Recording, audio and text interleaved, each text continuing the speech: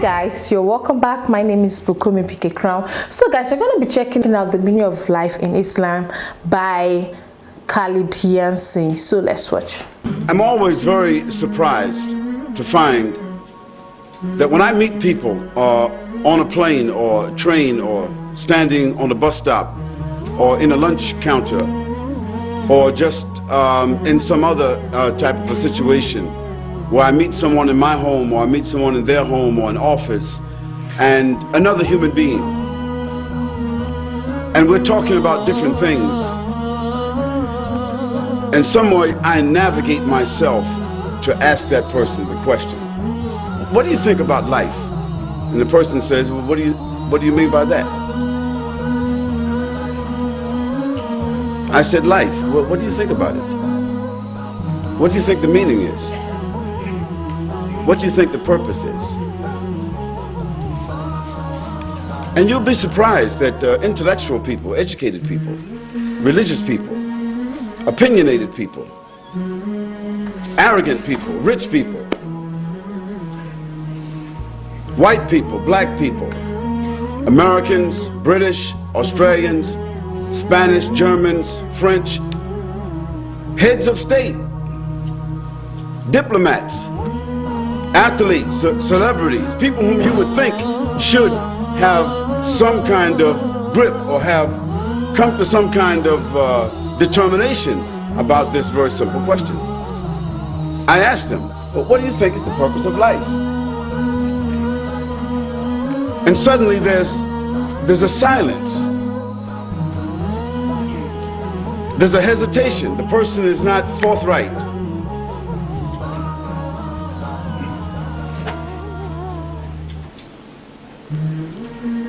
And I always remind myself, and I always remind the person that this is not a religious question.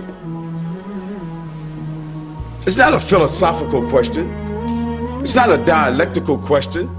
It's not a tricky question. It's a very simple, straightforward question. And if you haven't answered it, if you haven't reconciled it within yourself, if your set of values, you haven't reconciled that question for yourself to be able to answer it straightforward, like you would if I asked you your name, then there's a problem. And you need to think about that problem, you need to work it out. Because every human being needs to answer that question, at least for themselves. And they need to answer it objectively, not just subjectively, as it applies to me, my opinion. What do you think is the purpose of life for all human beings? Because when human beings start to think about that question, it's an all-inclusive question. And you can't just ask that question for yourself, because there are others involved in life. And when you start to think about others, other places, other people, other situations, other ideas, when you start thinking about the world as it is, not the world as you think it is, you start to change a little bit yourself. You start to move outside of yourself. You start to take in a whole lot of other considerations. And I always say to people, if you haven't thought about this, you need to go home, cut off the TV, turn off the music, let the kids go and play, let your wife go and shop, or let your husband go someplace, and sit in your house or your room in silence for 5 minutes, 10 minutes, 20 minutes, and think about what is the purpose of life? Because when you start thinking about that question, you take the first steps, just like a child takes their first steps in life. You start taking the first steps to balancing and reconciling probably the most important question for the human being. Now, this is not a question that cannot be easily defined. It can be.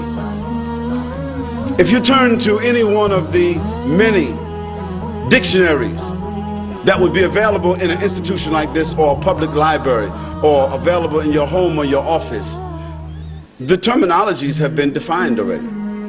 So it's not rocket scientists.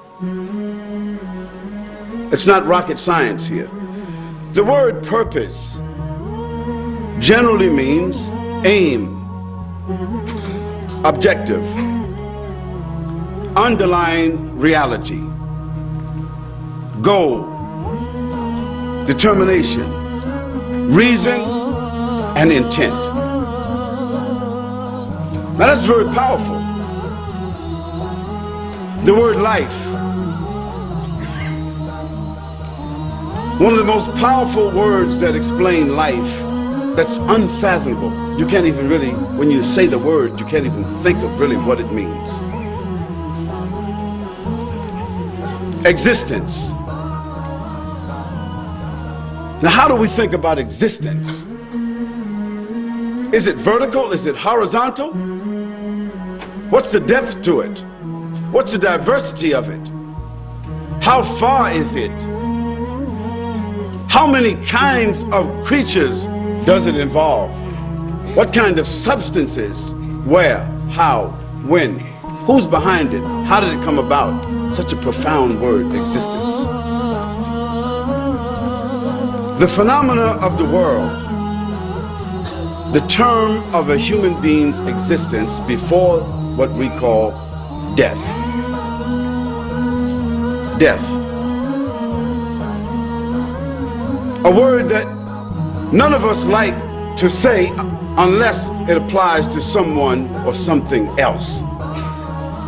We can manage to say someone has died. But we don't like to think, even for a moment, about someone saying that about us. Because that inevitable event, death, that is what you and I are on a downhill incline facing every single day. And babies die. Young people die. Old people die. Pretty women die. Handsome men, rich people. Everyone faces death and will die. No matter what your philosophy is, what your preoccupation is, what your orientation is, who you think you are, where you think you're headed, what's your background, what's your family, what's your class, title, and structure, it doesn't matter. We're all headed towards death. And life is a gift that's been given to you and me, and we have to work out the variables between here and there. So when we speak about the purpose of life, for individuals, it's really a simple issue, but we need to take a look at it. Now, for individuals and for governments, the purpose of life is a little bit different. It takes upon a different set of dynamics. And I want to discuss with you from a social-political point of view, because my background is sociology. And so it means I study behavior. I study the behavior of governments, civilizations, societies. I study the behavior of individuals. That study of behavior helps me to understand when something is here and you study the evolution of it, where it has come from, you get an understanding of where it is headed. And you start to see things to be almost the same. And when we talk about life, the life of a person, whether their life expectancy or their life anticipation, their life involvement, for all human beings, it's basically the same. Now, you might eat a little more fancy food than somebody that's living in Rwanda. You may live in a little more fancy house than someone that's living in Somalia or Afghanistan. You may have a little bit more choice of clothing when you open up your closet than someone that might be living in the Amazon. But when you're sick, sickness is the same, and your response to sickness is the same as those people that we just talked about. And when you have trauma in your life, tragedy in your life, you respond to it the same as those people. As a matter of fact, when people have been undergoing trauma on a daily basis, they deal with it better than what you and I will deal with it when it comes to us.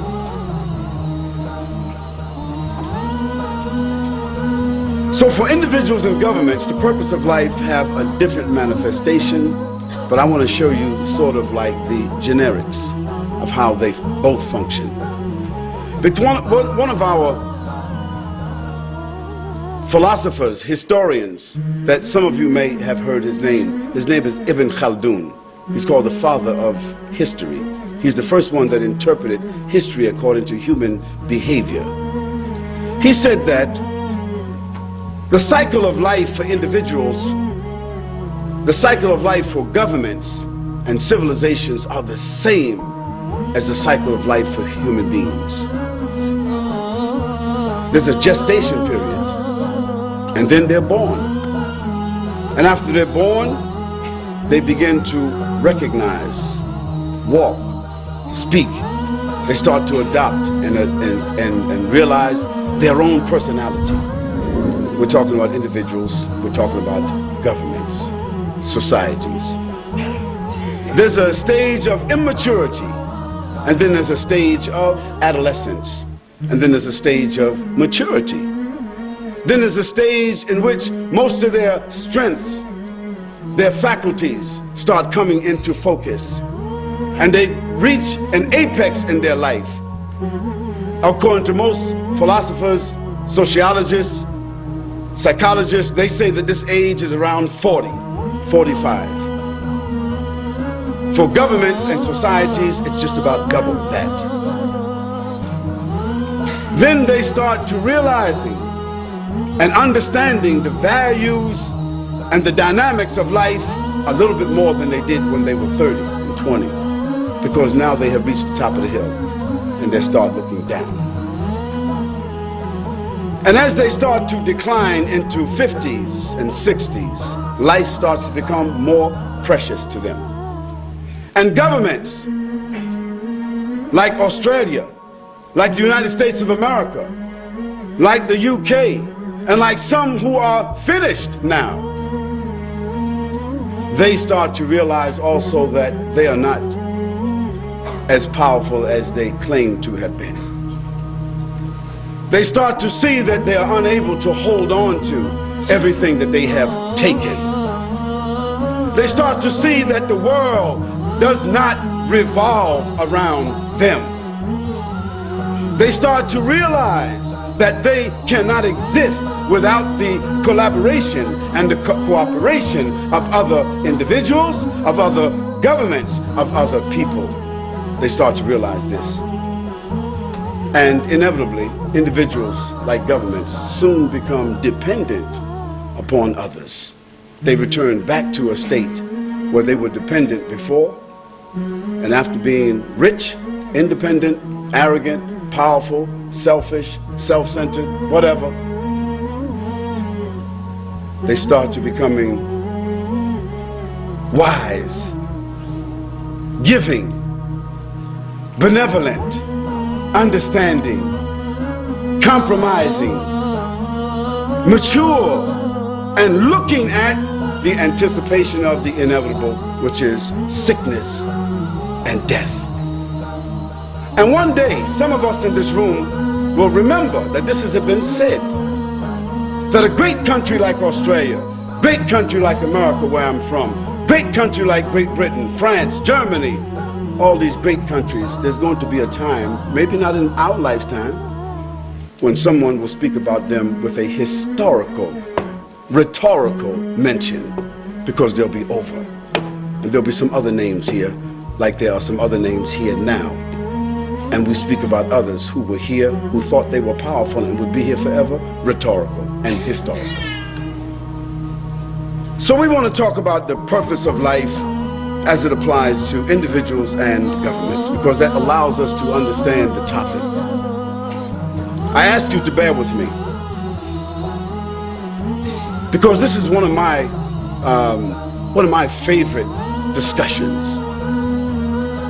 Not because I feel I treat it well or understand it well, but because it allows me as a human being to better understand how to negotiate my own life, how to appreciate my own life, how to appreciate those who are around me, those who may be dependent upon me or those whom I'm dependent upon, those who I interact with on a daily basis. Wow. The meaning of life. Have you ever thought about this life? I'm sure one way or the other would have sat down to think about that. What's this life all about? Circumstances might make you think about life. No, challenges might make you think about life. Good or bad, it might make you think about life. That is this how life can be? Is this how life is? You know, this life is so small. It's so small. That's why do what you have to do. Be good, be happy, serve God. You know, the major thing is your good deeds. Make sure you do your good deeds, because the life is so short. And even though you ask somebody what's the meaning of life, it will be hard for the person to answer you, because it's very deep. It's a deep meaning, because when you start answering that question, you have a lot to talk about. You have a lot to talk about when it comes to, like, you know, how you came to this world, how you started, you know, striving, surviving, how you got to adulthood, you know, the stress, the challenges, the victory, the, you know, failure, the lot of things you've gone through, the trials and, you know, tribulation you've gone through, the test. There's a whole lot to talk about when it comes to life in general. So when you ask the person what is the meaning of life, it's just like you are telling the person that, okay, give me your full attention for today, just me and you to discuss today, because the person cannot finish it. So the meaning of life is really, really super deep. Wow, interesting. Thank you so much for watching, guys. Don't forget to smash that subscribe button for more. Like, share, and comment. I'll see you in the next one. Bye.